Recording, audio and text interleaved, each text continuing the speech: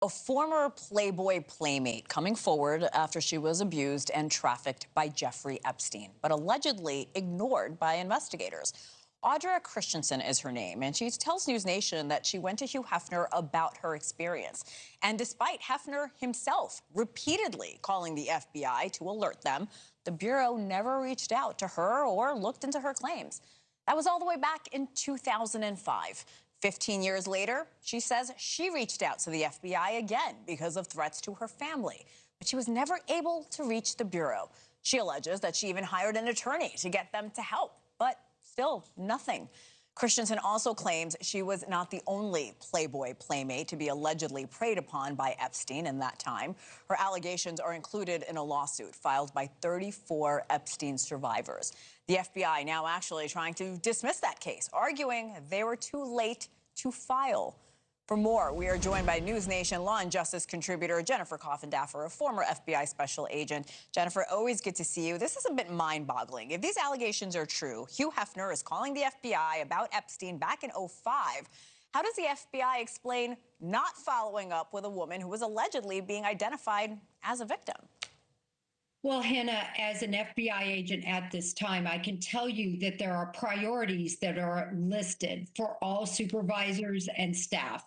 And essentially at this time, this is on the heels of 9/11, counterterrorism, counterintelligence, transactional corporations, things like this, public corruption. That was the priority. And unfortunately, human trafficking wasn't. And I'm not trying to provide some sort of excuse, because there is no excuse, but merely an explanation.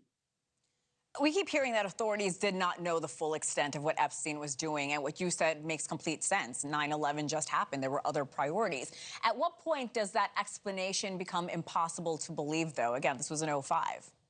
Well, that's the problem. To wait 15 years to conduct this interview and to actually get down to the nitty gritty of what Epstein alleged, that is just too long to wait. And I would say somehow this got backburnered, and it should have never happened, that it would take so long for this investigation to follow through.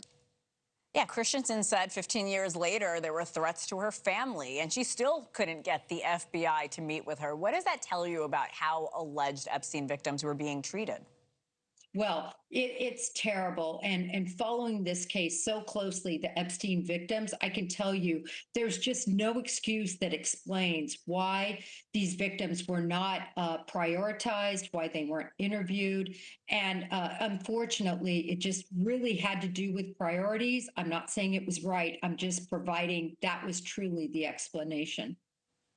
Let's bring it to present time. Now there are 34 Epstein survivors. They're suing. The government is trying to get that case dismissed because it says the claims were filed too late.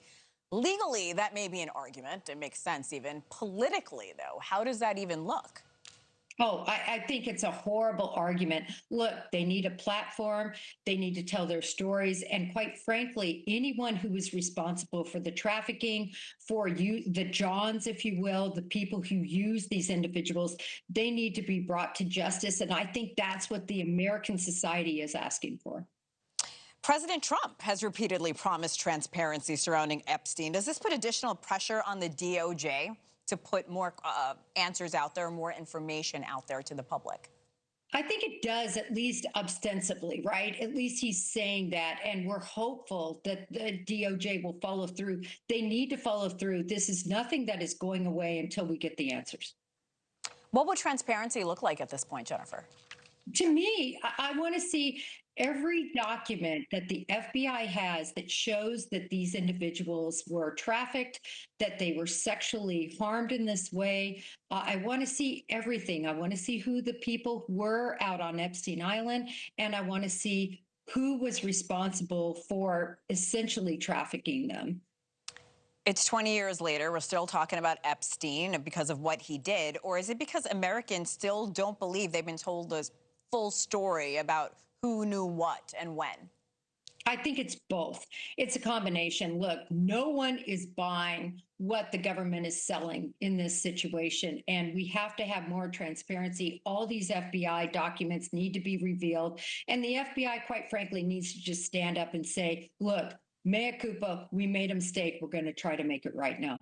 Thank you for watching. Subscribe below and download our NewsNation app right now on your phone, and you will get fact-based, unbiased news for all Americans.